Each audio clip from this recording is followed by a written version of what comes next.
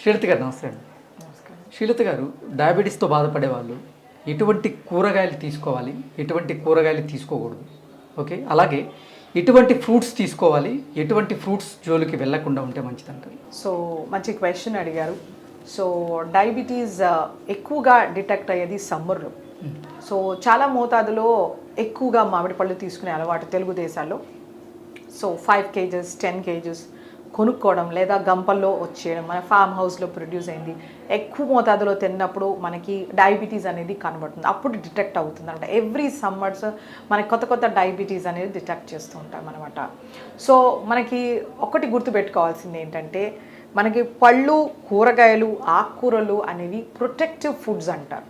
Okay, ఇవి మన శరీరానికి కావాల్సిన వైటమిన్స్, మినరల్స్, ఫ్యాటీ ఫైబర్ని, తర్వాత యాంటీ ఆక్సిడెంట్స్ని ఇస్తాయి అన్నమాట. సో ఇవి మన శరీరానికి డిజీజ్ ఫైటింగ్ కెపాసిటీ, ఇమ్యూన్ సిస్టమ్ని బిల్డప్ చేయడానికి చాలా మంచిది. మన ఓవరాల్ హెల్త్కి, వెల్ బీయింగ్కి ఈ ప్రొటెక్టివ్ ఫుడ్స్ అనేవి చాలా ఇంపార్టెంట్. సో ఇది మనము డయాబెటీస్ వచ్చినప్పుడు మనం కొద్ది రకాల ఫుడ్స్ని తగ్గించడము, అలాగే కొద్ది రకాల ఫుడ్స్ని అవాయిడ్ చేయడం జరుగుతుందన్నమాట. సో ముందుగా మనకి డయాబెటీస్ ఉన్న వాళ్ళకి ఒక ఫస్ట్ క్వశ్చన్ ఉంటుంది, నేను బంగాళదుంప తినొచ్చా? సో బంగాళదుంప అనేది మన శరీరానికి మంచిది.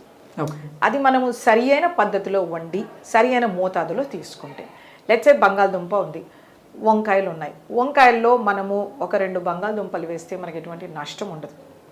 ఆ బంగాళదుంపని మనము కట్ చేసి ఉప్పు నీళ్ళలో వేసేసి నీట్గా అరగంట అయిన తర్వాత వాటిని పిండేసి మనం ఆయిల్లో వేసి ఫ్రై చేసామంటే మనకు దాంతో ఏమీ యూజ్ ఉండదు. అలా వేడివేడిగా అన్నంలో వేసుకొని తింటే వెంటనే షుగర్ పెరిగిపోతుంది అనమాట. ఓకే, బంగాళదుంపలో మనకి రెసిస్టెంట్ స్టార్చ్ అనేది ఉంటుంది. It is basically good for a diabetic. Okay, కాకపోతే ఆ బంగాళదుంపని మనం ఫ్రై చేసి వేడివేడిగా తిన్నప్పుడు రెసిస్టెంట్ స్టార్చ్ అనేది బ్రేక్ అయిపోతుంది, డైరెక్ట్ గ్లూకోజ్గా దొరుకుతుంది. ఆ తిన్న వెంటనే మన షుగర్ పెరిగిపోతుంది. సో ప్రతి డయాబెటిక్స్ ఇది గ్రహించుకోవాలి. ఇప్పుడు అందరికీ ట్రెండ్ ఏంటంటే బర్గర్స్తో పాటు ఫ్రెంచ్ ఫ్రైస్ ఇస్తుంటారు వేడివేడిగా, తర్వాత ఇంకా కొద్ది రకాల వేడివేడిగా మనకి ఫ్రెంచ్ ఫ్రైస్, చాలా రకాల ఫుడ్ ఐటమ్స్ని మనం పర్చేస్ చేసుకున్నప్పుడు యాడ్జెన్వెంటివ్గా ఇస్తారు, పక్కన సైడ్ డిష్గా ఇస్తుంటారు. సో వేడివేడిగా తినేస్తుంటాం మనం శాండ్విచెస్కి, వాటికి వీటికి. సో మనకి ఆ సింపుల్ గ్లూకోజ్ అనేది శరీరానికి త్వరగా దొరికిపోతుంది. సో అలా మన షుగర్స్ పెరుగుతాయి, ఇది మనం గ్రహించుకోవాలి. సో మనకి శాస్త్రాలు కూడా చెప్పడం ఏంటంటే, మనం ఏదైనా వంట చేసిన తర్వాత 45 నిమిషాల నుంచి గంట వరకు ఏది ముట్టుకోకూడదని మనం ముందు నుంచి సాంప్రదాయంగా చెప్పిన మాట. వేడిగా మనము వడ్డించుకోవడం మనకి కాదు, గంట సేపు దాన్ని అలా వదలాలి. సో వాళ్ళు చెప్పేది ఏంటంటే, అందులో రెసిస్టెంట్ స్టార్చ్ డెవలప్ అయ్యేంత వరకు వెయిట్ చేయమని మనకు పెద్దవాళ్ళు చెప్పారనమాట. ఎప్పుడు పొగలున్నది మనం వడ్డించుకోం. సో అలాంటివి మనము కాన్సెప్ట్స్ని మనము క్యారీ ఫార్వర్డ్ చేసుకోవాలి, because every concept as a scientific explanation. Okay, so బంగాళదుంపతో అలా ఉంటుందన్నమాట. సో మనం కాంబినేషన్ కర్రీ చేయొచ్చు. లెట్స్ సే పులావ్ చేశారు ఆర్ వెజిటేబుల్ దలియా చేశారు, సో అందులో ఒక బంగాళదుంప వేశారు, మంచిది. ఆ పొట్టులో మనకి దానిపైన ఉండే స్కిన్లో పొటాషియం ఉంటుంది. It is really important muscle కాంట్రాక్షన్కి, హార్ట్ ఫంక్షనింగ్కి, బ్లడ్ ప్రెషర్ కంట్రోల్ చేయడానికి. సో మనకి అబ్రాడ్లో మనం చూసామంటే, లెట్సే ఇలా ఒక పొటాటో ఉంటుంది అనుకో, దాన్ని హాఫ్ కట్ చేస్తారు, అందులో బంగాళదుంపనంతా తీసేస్తారు, ఇందులో ఈ తొన్న ఏదైతే లేయర్ ఉంటుందో పీల్, దీంట్లో స్ప్రౌట్స్ వేసుకొని తింటారు. ఓకే, మన ఇండియాలో ఏం చేస్తారంటే దాన్ని నీట్గా తీసేస్తారు, పీల్ అంతా తీసేసి ఆ పిండి పదార్థాన్ని ఉడికించారు. సో మనకి సాంప్రదాయంగా ఏంటంటే మనం అలా కట్ చేసుకొని కూరలో అలా చేసుకోవాలి, దాన్ని పీల్ చేయమని మన పెద్దవాళ్ళు చెప్పలేదు, అది మనం నేర్చుకున్నాం. సో ఆ ఇంపార్టెంట్ ఫ్యాక్టర్స్ ఏవైతే ఉన్నాయో వాటిని మనం దృష్టిలో పెట్టుకుని ఈ ఫుడ్ని మనం ఇన్కార్పొరేట్ చేసుకోవచ్చు, అప్పుడప్పుడు తక్కువ మోతాదు నేను చెప్పిన విధానంగా.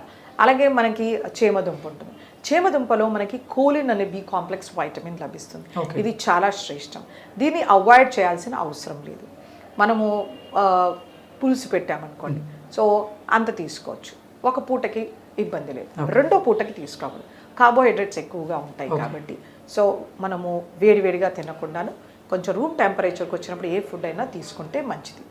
అలాగే మనకి చిలకడ దుంప ఉంటుంది, చిలకడ దుంపలో మనకి బీటా క్యారోటీన్ ఉంటుంది, soluble fibre, insoluble fibre, multiple trace elements ఉంటాయి.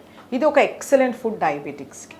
సో ఇంత చొప్పున చిలకడ దుంప తీసుకుంటే యాంటీ డయాబెటిక్గా కూడా పనిచేస్తుంది. ఓకే. కానీ దాన్ని బాగా కట్ చేసేసి మ్యాష్ చేసి పంచదార వేసి దాన్ని పాయసం చేయడం ఇలా చేయకూడదు. సో ఆ చిలకడ దుంప కానీ దాన్ని మోరంగడ్డ కానీ ఏదైతే అంటారో దీన్ని పీల్తో సహా తీసుకుంటే మనకు మంచి యాంటీ ఆక్సిడెంట్స్ లభిస్తాయి. అది మోస్ట్ ఇంపార్టెంట్. అలాగే మనకి ఎలిఫెంట్ యామ్ అంటారు, కందగడ్డ. కందలో మనకి కొన్ని ఇరిటెంట్స్ ఉంటాయి, అలాగే షుగర్స్ వెంటనే పెరుగుతాయి. సో ఎప్పుడో ఒకసారి తింటే పర్వాలేదు. మళ్ళీ దాన్ని కంద చిప్స్ చేయడం కానీ లేకపోతే దాన్ని మసాలా కింద వేసుకోవడం కానీ కాకుండా కంద బచ్చలి చేయడం కానీ తక్కువ మోతాదులో వేసుకుని ఒక గరిటె తీసుకుంటే పర్వాలేదు. సో ఇవన్నీ కంట్రోల్డ్ డయాబెటీస్ ఉన్నవాళ్ళు చేస్తే బాగుంటుంది. అన్కంట్రోల్డ్ డయాబెటీస్ ఉన్నవాళ్ళు వీటిని అవాయిడ్ చేస్తే బెటర్. ఓకే. ఓకే. అలాగే మనకి చాలామందిలో అపోహ, క్యారెట్ స్వీట్గా ఉంటుంది నేను తినకూడదు, బీట్రూట్ స్వీట్గా ఉంటుంది నా షుగర్స్ పెరిగిపోతాయని. సో క్యారెట్ అనేది ఒక ఎక్సలెంట్ సాల్యుబుల్ ఫైబర్ సోర్స్.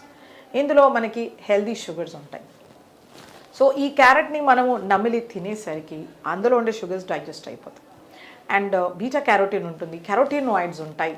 ఇది మన గుండెకి, చర్మానికి, ఇమ్యూన్ సిస్టమ్కి, డైజెస్టివ్ సిస్టమ్కి, ప్యాంక్రియాటిక్ ఫంక్షన్కి ఎక్సలెంట్ మెడిసిన్. ఓకే. కాకపోతే ఇవేంటంటే కొన్ని రకాల న్యాచురల్ మెన్యూర్స్ వేస్తుంటారు, మన పిగ్ మెన్యూర్ అట్లాంటివి. సో జాగ్రత్తగా మనం వీటిని బాగా వాష్ చేసుకోవాలి. ఈ మూమెంట్స్లో రన్నింగ్ వాటర్లో లేదు సాల్ట్ వాటర్లో సోక్ చేసి బాగా రన్నింగ్ వాటర్లో కడగాలి. అలా చేసినప్పుడు పైన ఉన్న ఇన్ఫెక్షన్స్ ఏవైనా పోతాయి. లేకపోతే మనకు లివర్ ఫ్లూకి ఇలాంటి ప్రాబ్లమ్స్ వచ్చే ఛాన్సెస్ ఉంటుంది. ఇది ఒక్క విషయంలో మనం జాగ్రత్త పడాలన్నమాట. ఆ క్యారెట్ని మనము జ్యూస్ చేయడం, స్మూదీ చేయడం ఇలాంటివి చేయకూడదు. Most important thing. చాలా health care specialist, I don't say dieticians, వాళ్ళు స్మూదీస్ తీసుకోవాలని చెప్తుంటారు. That's a very bad thing. మీరు ఇన్స్టాగ్రామ్లో కానీ యూట్యూబ్లో కానీ చూడండి, ఏదైనా ఫుడ్ని మనం క్రష్ చేసి మ్యాష్ చేసి తీసుకుంటే వెంటనే షుగర్స్ పెరుగుతాయి. ఎగ్జాక్ట్. ఎందుకంటే గట్లో లిక్విడ్స్ అనేది 1 అవర్లో అబ్జార్బ్ అయిపోతుంది. So that's a very bad way of eating. పళ్ళు దేవుడు ఇచ్చాడు, మనం బాగా చూచేసి తీసుకుంటే అందులో ఉన్న క్యాలరీస్ ఖర్చు అయిపోతాయి. They become a 0 calorie food or a negative calorie food with loads of nutrients. అది మనం దృష్టిలో పెట్టుకోవాలి. అలాగే బీట్రూట్లో కూడా మనకి మంచి వైటమిన్స్, మినరల్స్, యాంటీ ఆక్సిడెంట్స్ ఉంటాయి. వీటిలో యాంథోసియానిన్స్ అనే పిగ్మెంట్స్ ఉంటాయి. ఇవి కూడా మన ప్యాంక్రియాస్కి చాలా మేలు చేస్తాయి. ఇవి మన డిజీజ్ నుంచి ప్రొటెక్ట్ చేస్తాయి అన్నమాట. మన బ్లడ్ వెజల్స్ని డైలేట్ చేస్తాయి. మనకి కొద్ది డిజీజెస్లో ఇలా కన్స్ట్రిక్ట్ అయిపోతాయి.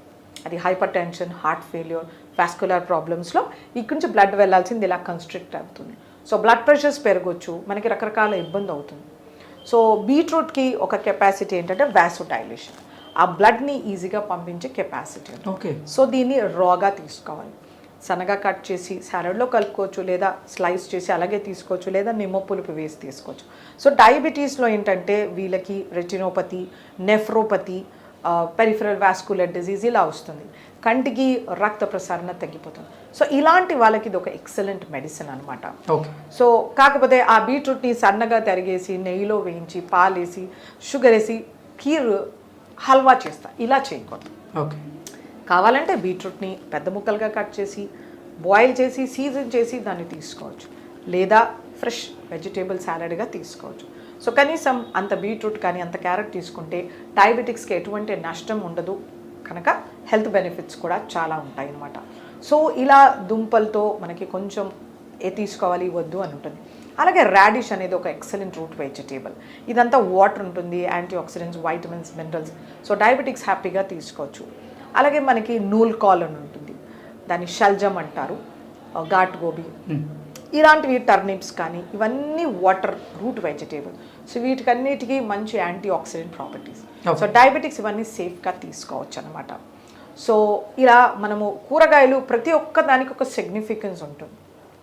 ప్రతిరోజు అరకిలో కూరగాయ తీసుకోవాల్సిందే.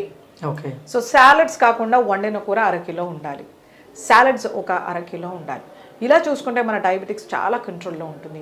మన కాన్స్టిపేషన్ ప్రాబ్లం ఉండదు, కొలెస్ట్రాల్ ట్రైగ్లిజరైడ్స్ ప్రాబ్లం ఉండదు, విజన్ ప్రాబ్లమ్స్ ఉండవు, ఇమ్యూనిటీ కానీ ఇన్ఫెక్షన్స్ కూడా ఉండవు అనమాట. ఓకే. సో ఆకుకూరలు అనేది చాలా ఇంపార్టెంట్. ఎగ్జాక్ట్. వీటిలో వైటమిన్స్, మినరల్స్ ఉంటాయి, యాంటీ ఆక్సిడెంట్స్ ఉంటాయి, zinc, selenium, copper, which is really important. Okay. ఈ డయాబెటీస్ పేషెంట్స్ ఆకుకూరలు అన్నీ తీసుకోవచ్చు? అన్ని ఆకుకూరలు తీసుకోవచ్చు. డయాబెటీస్లో ఆకుకూరకి కాంట్రా ఇండికేషన్ ఉండదు. వాళ్ళకి నేను ఇంతకుముందు చెప్పినట్టు రెటినోపతి రావచ్చు, అలాగే స్కిన్ ఇన్ఫెక్షన్స్ వస్తూ ఉంటాయి అన్నమాట. సో ఇవన్నీ మనం కాంబ్యాక్ చేయాలంటే ప్రతిరోజు ఆకుకూర ఉండాలి. మనకి ట్రెడిషనల్ మీల్ చూసుకుంటే కనుక మనకి పుదీనా పచ్చడి కానీ, కొత్తిమీర, గోంగూర ఇవి ఖచ్చితంగా మన ప్లేట్లో ఉంటాయి. సో దానికి కారణం ఉంది, మనం అవన్నీ మిస్ చేసేసాం. మనం కెచప్, సాసెస్, చీజ్తో రీప్లేస్ చేసాం. సో మనం we step back to our traditional food. మన పెద్దవాళ్ళు తిన్నట్టుగా మనం తీసుకుంటే మనకు డయాబెటీస్ ఉండదు. సో ఇవి చాలా మంచి ప్రాపర్టీస్ ఉంటాయి.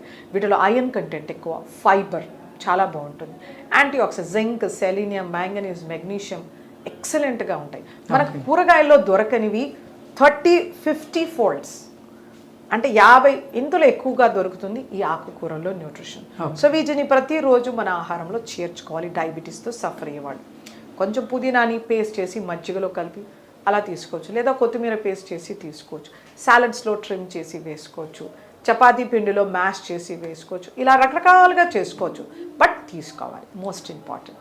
ఆకుకూరలు అనేది చాలా ఇంపార్టెంట్. ఫ్రూట్స్ మనకి ఇలాగే vitamins, minerals, fibre, soluble, insoluble fibre, moisture అన్నీ ఇస్తాయి. కాకపోతే కొన్ని రకాల ఫ్రూట్స్లో షుగర్ కంటెంట్ ఎక్కువగా ఉంటుంది, ఫ్రక్టోస్. వీటిని జాగ్రత్తగా తీసుకోవాలి. డయాబెటీస్ వచ్చింది ఫ్రూట్స్ మానేయాలని ఏమీ లేదు. డయాబెటీస్ వచ్చింది అన్కంట్రోల్లో ఉంటుంది, ఫ్రూట్స్ మానేయాల్సి ఉంటుంది. ఓకే. సో మన డయాబెటీస్ గుడ్ కంట్రోల్ 180-140 ఉంటుంది. సో రోజుకు ఇంత ఫ్రూట్ తీసుకోవచ్చు, ఒక టెన్నిస్ బాల్ అంత ఫ్రూట్ ఖచ్చితంగా తీసుకోవచ్చు. తీపిగా ఉండేవి మామిడి, పనస, సపోటా, సీతాఫలం, అరటిపండు ఇలాంటివి తక్కువ మోతాదులో తీసుకోవాల్సి ఉంటుంది. అవి సీజన్లో వచ్చినప్పుడు, ఇప్పుడు సీతాఫల సీజన్ వస్తుంది, అంత సీతాఫలము మంత్లీ ఒక 2 to 3 టైమ్స్ తీసుకోవచ్చు. ఇంట్లో తెచ్చేసారని పెద్ద సీతాఫలం తిన్నారంటే షుగర్స్ పెరిగిపోతుంది. సీతాఫలంలో ఐరన్, కాపర్, మ్యాంగనీస్, మెగ్నీషియం లభిస్తుంది. Excellent fruit. కానీ డయాబెటిక్స్ లిమిటెడ్గా తీసుకోవాలి.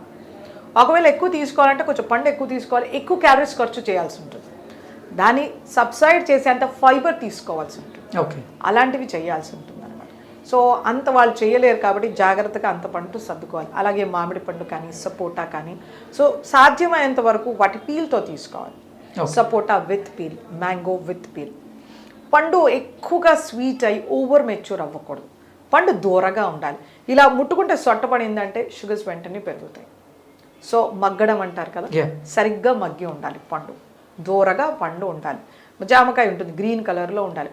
చాలామందికి అది గట్టిగా తినడం ఇష్టం ఉండదు, ఎల్లో కలర్లో ఉండే జామకాయ తింటారు, అందులో వైటమిన్ సి లేదు, ఎగ్జాస్ట్ అయిపోతుంది. ఫ్రూట్ ఓవర్ మెచ్యూర్ అయ్యి ఎక్కువ షుగర్స్ ప్రొడ్యూస్ అవుతాయి. సో ఇలాంటివి జాగ్రత్త తీసుకోవాలి. ఫ్రూట్స్ అనేవి ఫ్రెష్గా ఉండాలి, సీజనల్గా ఉండాలి, లోకల్గా దొరకాలి. ఇవి జాగ్రత్తగా గుర్తుపెట్టుకొని తీసుకోవాల్సి ఉంటుంది అనమాట. సో తీపి పళ్ళు తక్కువ మోతాదులో అప్పుడప్పుడు సీజన్లో వచ్చినప్పుడు. రెగ్యులర్గా ఫ్రూట్ టెన్నిస్ బాల్ సైజ్ అంతా డయాబెటిక్స్ తీసుకోవచ్చు. మోస్ట్ ఇంపార్టెంట్, గింజలు పడేయకూడదు, దాని పీల్ తీసేయకూడదు, వాటిని ప్యూరీ, స్మూదీ, జామ్స్, జెల్లీస్ తీసుకోకూడదు. ఓకే. ఫ్రూట్ అలాగే తినాల్సి ఉంటుంది. ఇలాంటివి పాటిస్తుంటే కనుక ఫ్రూట్స్ అనేవి మనకి ఒక మంచి ప్రొటెక్టివ్ ఫుడ్ లాగా అవుతుంది. ఓకే శ్రీలత గారు, ధన్యవాదాలు.